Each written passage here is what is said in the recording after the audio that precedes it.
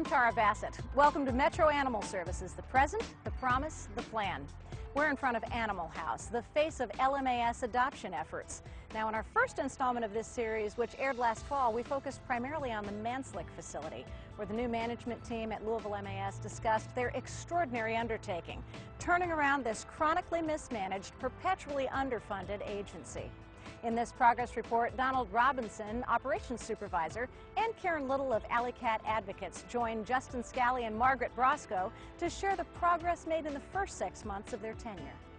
So big changes have occurred at Metro Animal Services since the last time you've come to visit us, and we've had the painting done, we had new floors, we had the respiratory barriers put in, the cat dens, and next week we're actually going to be starting a kennel sealant project, which again will help us with reducing the spread of disease and improving the overall conditions for the animals at our Manslick campus.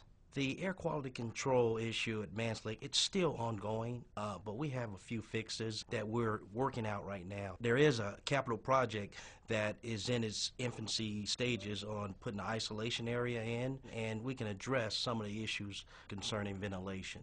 Metro Animal Services has spent a great deal of time and paid close attention to how our staff is trained. What are we going to do to take them to the next level? And I think that all starts with customer service. We all know that in the past, people may have not had the best experience with Metro Animal Services. That can't happen anymore. When people walk in the door, they have to feel welcome. They have to know that the person is going to be there to answer their question, to address their need, and that when they walk out of the door, they're going to know that we have done everything we possibly can to help them. Sanitation issues were rampant at the Manslick Road LMAS intake facility when the new team came on board in late summer 2011. Immediate steps were taken to improve the standards of cleanliness, disease prevention and control, and aesthetics throughout the campus. We had a wonderful, wonderful job done by Councilwoman Tina Ward-Pugh and a multitude of volunteers that came in and repainted our intake office. We had new floors put into our intake receiving lobby, which was very important because what was happening is you have an animal that was coming in, and frankly, all the animals that were coming into our facility were coming in through those doors at some point or another, and we were not able to adequately disinfect that floor, because it was a cement floor. You couldn't run a mop over it. You couldn't run a hose over it because you had computers in there. So how do we fix this? We had a wonderful ability to get the floor done in there, and we are now able to disinfect that area. It's much more presentable. It has a fresh coat of paint, and it was just a wonderful showing of support from the Metro Council to support Metro Animal Services. The fresh paint job was awesome. And I didn't pick out the colors because I'm not good with that, but it was wonderful. There's a nice fresh color. We have the ventilation system that was repaired in the cat room area, which is very important. With regards to the quarantine area, we have done some assessments there. When they're cleaning and things, we have fans that work so that we can try to keep the fumes out and things of that nature. There hasn't been a specific change, but we have done changes in our cleaning protocols and are placing concentration on both animal and staff safety. Yeah, it's just awesome to go into work and you can have a fresh paint job. It's a fresh start. You have new management, you have employees that are more excited and dedicated, and it's just a fresh start for Metro Animal Services. Nose-to-nose contact between cages has been a prevalent disease-spreading issue at Manslick. That contact has been greatly reduced thanks to the help of the Spot Fund and Brown-Forman. We went to the spot board and said to the spot board, hey, this is a concern that we have. Respiratory issues are a serious concern. How can we address this? And thankfully, the spot board was able to give us several $1,000s to improve the welfare of the animals at the Manslick facility. And so we used part of that money to help with putting in respiratory barriers in the 100 building and 200 building, which is two different buildings on the Manslick campus. By eliminating the nose-to-nose contact, I mean, that's key. That's key. The animals are a lot calmer, and with calmness, we promote health. So the dogs are healthier, and hopefully, the other end of that is they're healthier. We can get them out to adoptable homes quickly and save more animals. And then we used the other part of that money to purchase cat dens, which are being used in the cat room to help reduce the fomite transmission, meaning disease and germ transmission from one cat to another. It also provides them a hiding place, because we all know cats, they like to be able to hide. They're coming into a high-stress situation. So how can we work to minimize that? And so thankfully, as a result of these boxes, we're able to do that. And again, the Spot Board is providing us assistance by purchasing more of those so that we can further maximize the use of these cages. The cat dens and kitty condos are huge. It's a great, great relief for our cat population. This is something that we're going to promote. The cats are going to be happy. Everyone's going to be happy. We'll get more cats adopted. And the whole cleaning process is a lot better. We're seeing a decrease in illnesses. These particular cat condos are just great to have in the facility. Many lessons were gleaned from the major distemper outbreak that turned the shelter upside down for weeks last fall. Well, we learned quite a bit. We learned that through some blood tests, working with some shelter medicine experts with UC Davis and University of Wisconsin, that upwards of about 60% of the animals that were coming into our facility had never received a vaccine before in their life, which was astonishing numbers to us, but it also explained why we deal with such disease. But we also had to take care of our own, meaning that we have to look at our cleaning protocols, our vaccination protocols, and our isolation and intake protocols. So what we had to do is revisit that process. And by doing that, we had animal health checklists that were established. So we're going to be looking at these animals. Do they have any type of respiratory illness at the time of intake? Is there any type of other illness? Are they showing signs of parvo? Do they appear to be, that they have mange, hair loss, things of that nature? And then also making sure that the animals are vaccinated and that information is coinciding with the pets, and we do revaccinations. So it's not just, you get one vaccine. It's every couple of weeks we're due for a booster until we can build that immunity. The distemper event also brought to the attention of the public the importance of vaccinating our animals and licensing them for identification purposes. Folks are required by law to license their dogs, cats, and ferrets that are over the age of 4 months. And so, number one, from a public health perspective, we're making sure that pets have their rabies vaccines, and we're keeping that under control. But it also goes to the part of, if your pet gets lost, we want to be able to return your pet to you. If an officer picks up an animal that has a license on, we would much rather take that pet right back home, free of charge, to the owner, instead of bringing them to the shelter. And so we would refer to that as our free ride home program. The problem is the vast majority of the animals that come into our facility are not licensed. They do not have identification. They do not have microchips. And so it creates that difficulty of trying to reunite the pet. And so we can segregate the numbers of the truly homeless animals that need help versus the animals that may have an owner that has lost their pet and is waiting to be reunited.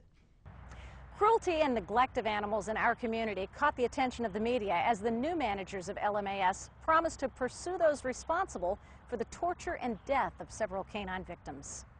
We recently have had many cases, some of which haven't necessarily been reported in the media because we receive so many on a given day, including abandonment, animals that have been tortured, shot, just multitude of different types of scenarios. You name it, we've probably seen it over the last several months. The way we're addressing that is by working much more closely with the prosecutor's office. We're working much more closely with the police department. We've even utilized the crime scene and forensics unit with the police department on some of the cases recently, as well as working with the coroner's office and helping with getting autopsies and a forensic review for these cases, so that we're much more better prepared for when it comes to the actual court case, to ensure that we're going to present the most professional, thorough case that we can to ensure proper prosecution. The fate of one little dog that came to Louisville Metro Animal Services with terrible human-inflicted injuries?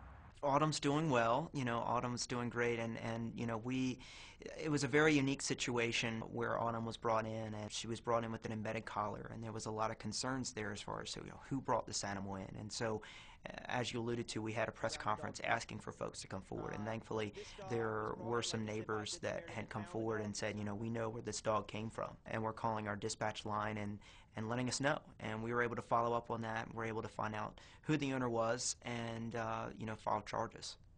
Animal attacks on other pets or humans is part of the public safety aspects of Metro's mission. Animal Services has a priority of protecting health and safety. And to that end, if an animal has attacked a person or attacked an animal or is presenting to be aggressive, we urge folks to call us so that we can send an officer out and conduct an investigation.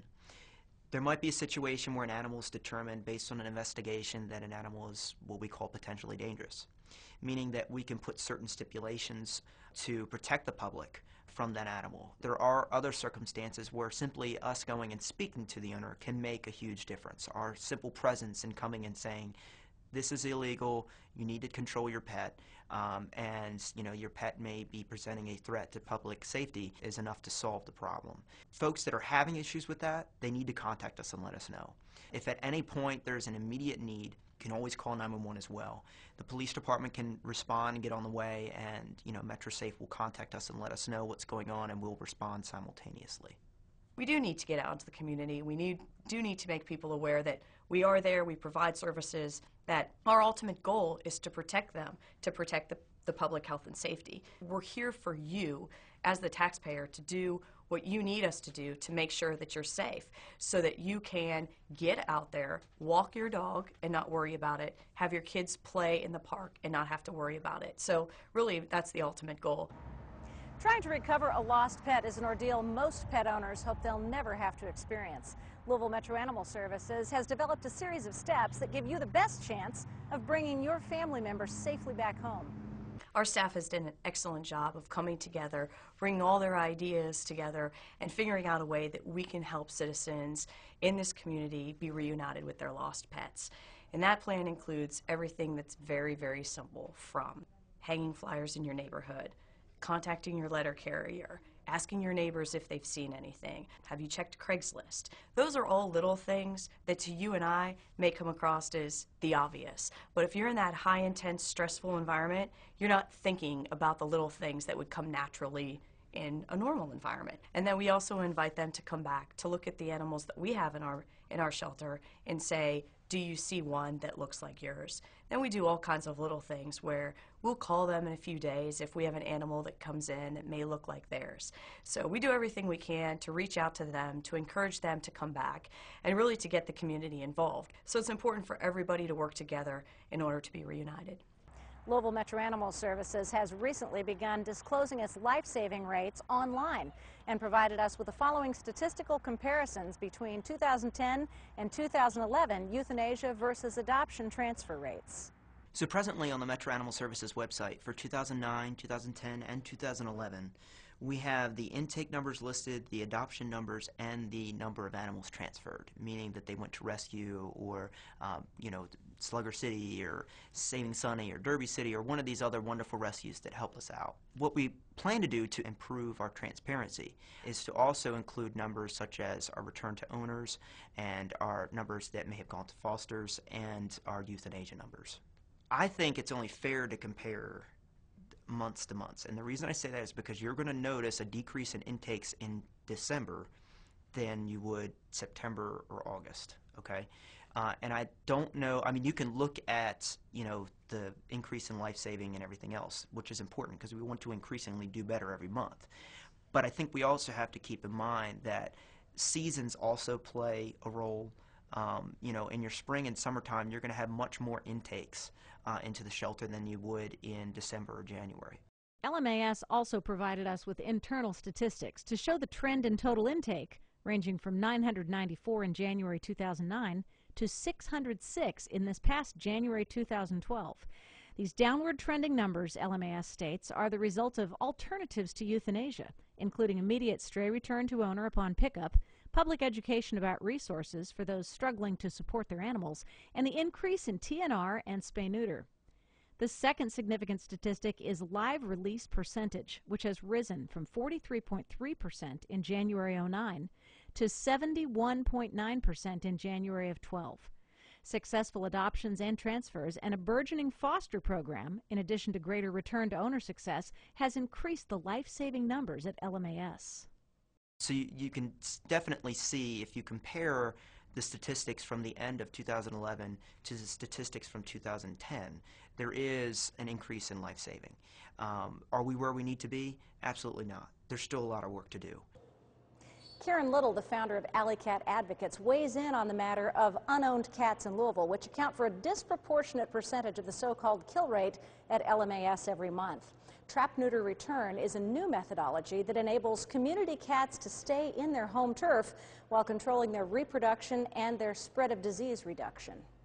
We're a trap-neuter return group, and by trap-neuter return, I mean that we advocate the trapping and altering, which is spaying and neutering, and returning of stray and unowned cats to their homes, which might be someone's backyard, an alleyway, or a shed on a farm. And trap-neuter return is actually a fantastic tool in the toolbox that we now have to help control the cat overpopulation problem.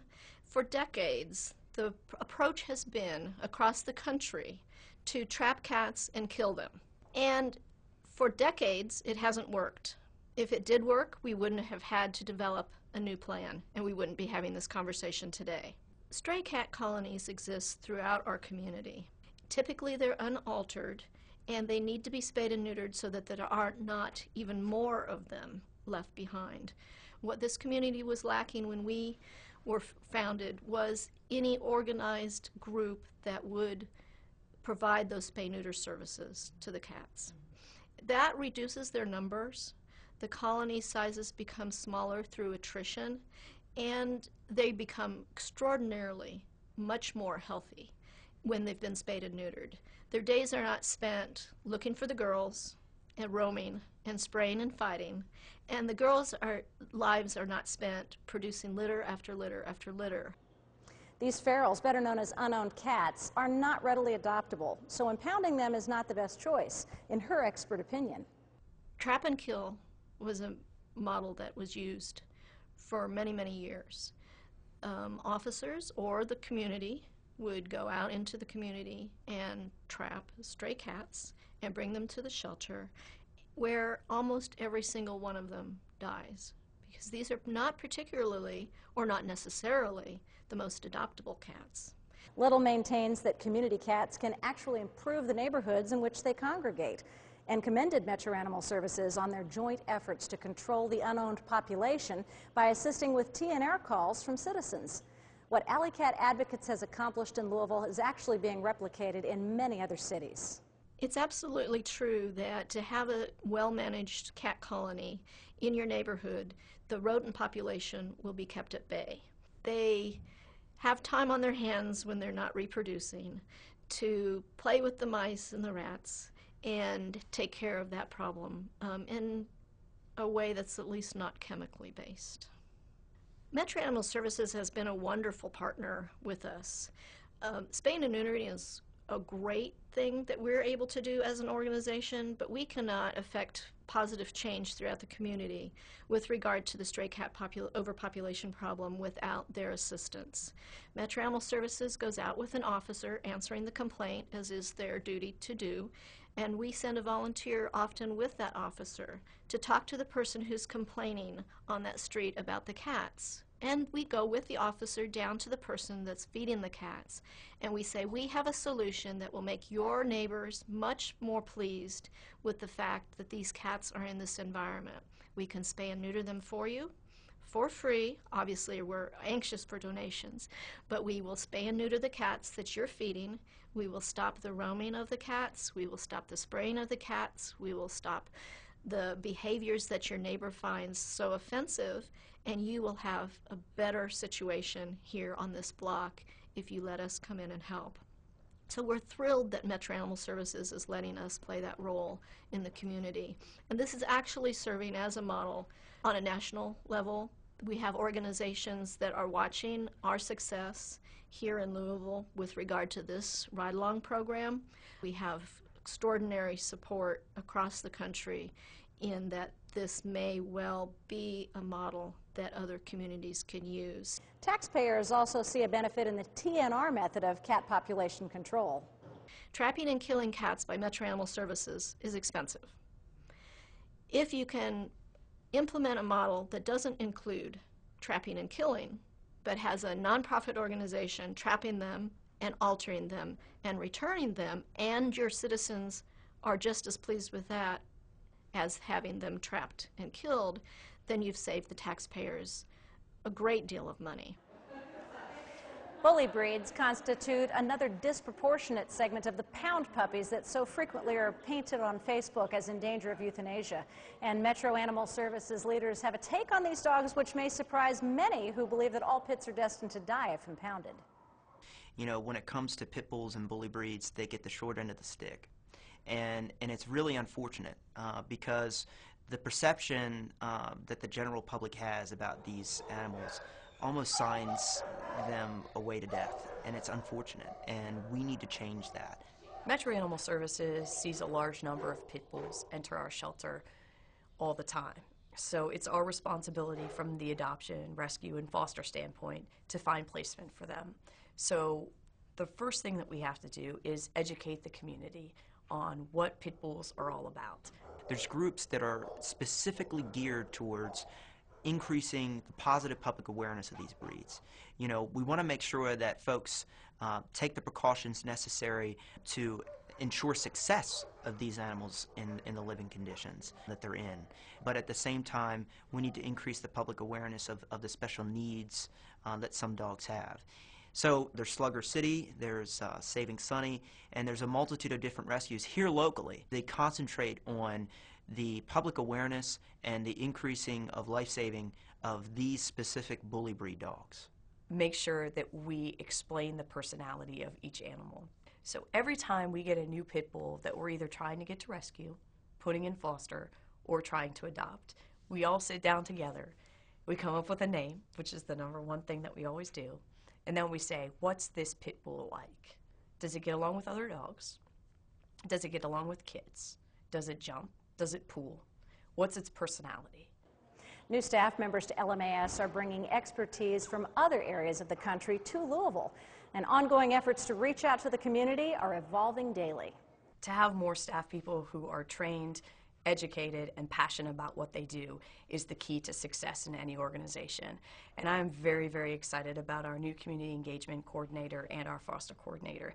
Two young ladies who really have a passion and, frankly, for their entire lives have devoted it to animals. We do have a brand new kennel supervisor that just started who has prior shelter management experience, she has hit the ground running and is already working on multiple projects over there to help organize things and to improve our care to the animals. We have a group of individuals who, it blows my mind every Thursday when we sit down and have a meeting what they come up with.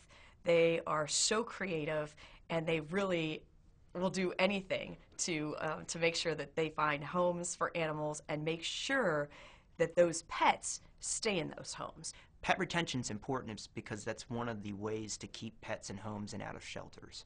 We have a multitude of different programs out there, including a free behavior seminar that's being offered right now, that folks can come and talk about the issues they're having with their pets in hopes that they will keep their pet instead of bringing them into the shelter. And that's the goal. We also have a great asset in the Spot Truck, and thanks to our Spot Foundation, it's our mobile site. And so it's a good way for us to be in multiple locations. The more places we can be, the more visible we are, the better off we're going to be in the end. The Animal House Adoption Center is the McDonald's of Metro Animal Services. It is the happy place. If you haven't been there, come and check it out, because when people walk in for the first time, the immediate reaction is, wow. It's a great facility. The atrium when you walk in is very wide open. The animals have an excellent place where they get to stay. The play yard it's huge. I mean, it's like a football field out there that everybody can go out and have a good time. So it's important for us to make people aware of the facility that we have. We want to be that number one first option when you think, where am I going to go to get a new pet? We want people to think Animal House Adoption Center. The cost of feeding, housing, and caring for the volume of animals coming through the doors at Louisville Metro Animal Services is staggering. And with recent deep budget cuts, Metro is relying more and more on the efforts of volunteers. Whether you want to clean, comfort, or cuddle the dogs and cats, or just help the administrative cause, Metro Animal Services needs and wants your assistance at both Manslick and the Animal House facility. Volunteers are absolutely essential to Metro Animal Services. We could not do it without our volunteers. I always say when people come into the volunteer orientation, what do you love? What are you passionate about? What are your strengths? If we find that passion and what makes them tick and what they think they're good at, then they're going to keep coming back day after day, and ultimately it's going to help the animals of this community. We have a number of great local rescues in our community, but we've decided to go one step further. We want to save as many animals as we possibly can, and we were able to discover that Rescue Wagon, a national organization, was a great opportunity for us to save more lives. And so we have a group of people from at our animal shelter, members of the community, volunteers, that really work tirelessly to make sure that we find homes for these animals. I asked the team leaders to grade themselves on their freshman efforts at Louisville Metro Animal Services and got a pretty unified response. Solid Bs. I give myself a B. In the B range. You know, a B is solid. But they also all agreed that there is much more work to be done and always room for improvement. I think that it's certainly improved, but again, I think that it's not anywhere near where we want it to be. I think we still have to continue to show results, and we need to continue to show that animals and community support is important to us. I think that if you look at our numbers as far as adoptions and the different events that we're having, you'll see that the community support is increasing, but we still need folks to come together with us. And, you know, we have to hold up our end of the bargain, and that's by showing the results and showing the changes and, you know, being the positive light that the citizens expect and deserve. We have changed a multitude of programs, and we have different SOPs. We have just changed the whole outlook of Metro Animal Services. Have we made improvements? Have we increased our adoptions? Have we increased our life saving? Yes. Are there still animals that need help? Absolutely. Is there room for improvement? Every day. Every day I go home and I think the list just got longer for tomorrow. And that's the harsh reality of the business. There's always things that need to be done. There's always education. There's always outreach. You give it your all that one day, and the next day you start over from scratch and you start again and try to get to 100%. We still need to make improvements. You know, we still have a long road to go, but I think that we are certainly putting our best foot forward, and we are certainly making strides and improvements from where things were. But the most significant review came from TNR's Karen Little, who has for many years been an advocate for change in the way animals are handled by our government's agency charged with their care and control. I think that the most significant change that I've seen at Metro Animal Services since the management team was put in place is an absolute passionate dedication to the animals. I want to work with people who are 24/7 for the animals, and that's what I see being formed at Metro Animal Services at this point. The leaders at Metro Animal Services have, without a doubt, demonstrated transparency in the undertaking of this series, and it is my personal goal to continue close observation of this evolving management team. We look forward to hearing your feedback via Facebook or email. Look for our next segment just about the time spring kitten season hits in about 10 weeks. Until then, I'm Tara Bassett. This is Metro Animal Services, the present, the promise, the plan.